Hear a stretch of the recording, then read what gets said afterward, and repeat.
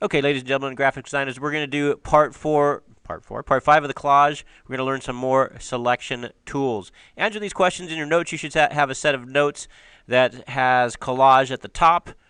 Answer those the best that you can in your notes. Hit pause, ready, go. Okay, so what is the magic wand good for? It's good for selecting pixels that are touching in close in color. What's the quick selection tool? It's good for the same as the magic wand, but it just works a little bit differently. So let's take a look and see how those tools work. So here's the collage that we have so far. I've added a couple pictures. I'm going to zoom in over here, and before I do, I'm going to make sure I'm working on this picture right here. So I click on that layer.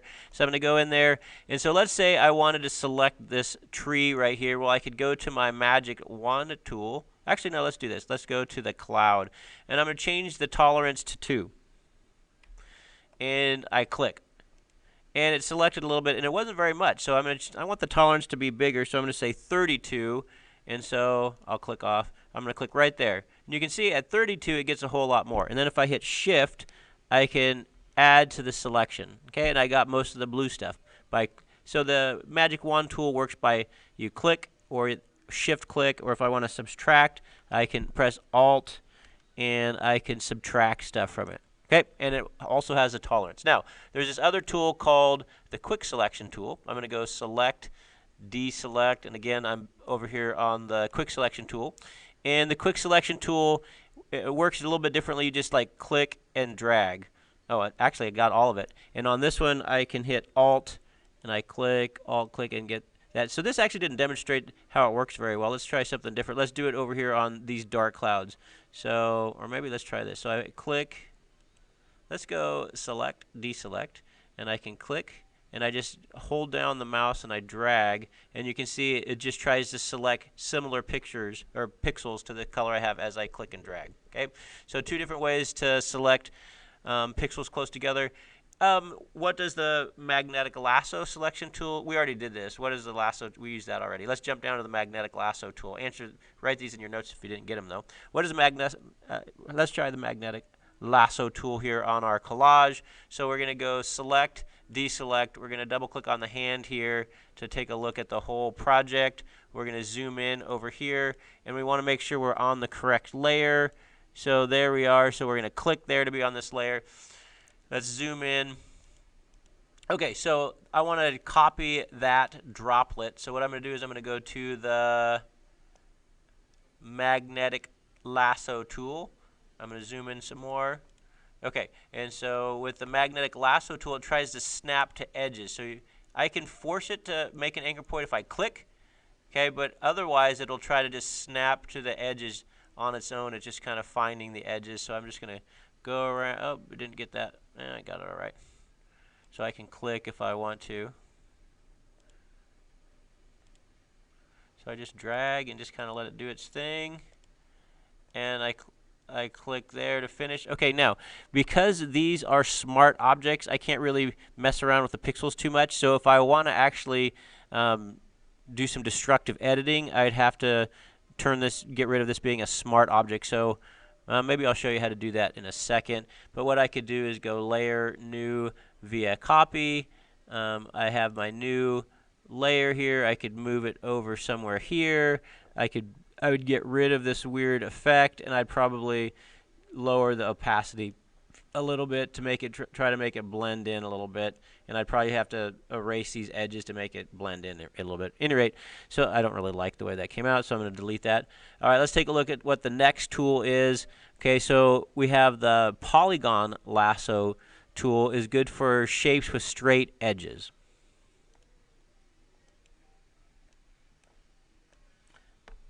Okay, so I've added another picture here that will help us demonstrate the polygon lasso tool. So I added this picture up here. Let's zoom in a little bit. And you can see that we have a fairly straight line. So let's say I wanted to do something with this particular selection.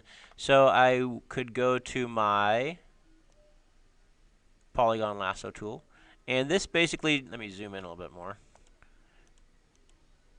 Okay, so this just helps me select things with a straight line. So I'm going to click on this thing, and I could go click, click, click, click, click, click, click, click, click. Okay, so anyway, you can see that anything that has a straight line, you can select. Now, the deal is, why do you want to select stuff? Well, you have to select stuff before you can do anything. So, for example, I could take that selection and I could do some sort of filter that works just with that. So I could go to hue saturation, and I could just mess around with a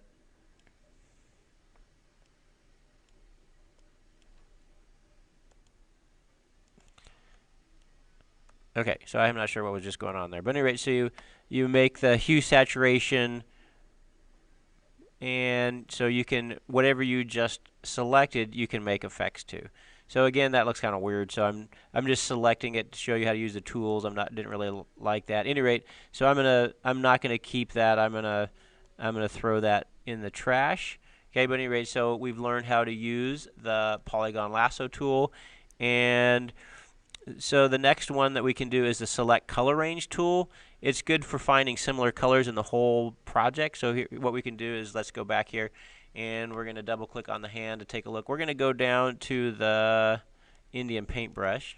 Okay, so we're going to be on this, look at this layer here. So what we can do is we can go to select color range, and you get this new window that pops up. And so I can go to, I want to select a color, and I can click right there, and you can see that it's selected that, and I can click on that and add to it. So I can continue clicking different colors. I want to add these, so you can select things by color, and then you can click OK, and you can see those colors are selected, and I can make changes to those. I could change that to blue or whatever I wanted. Okay, all right, I think that's it. So that's it for that. We're going to go on to the next section. We're going to learn some terms and take some notes.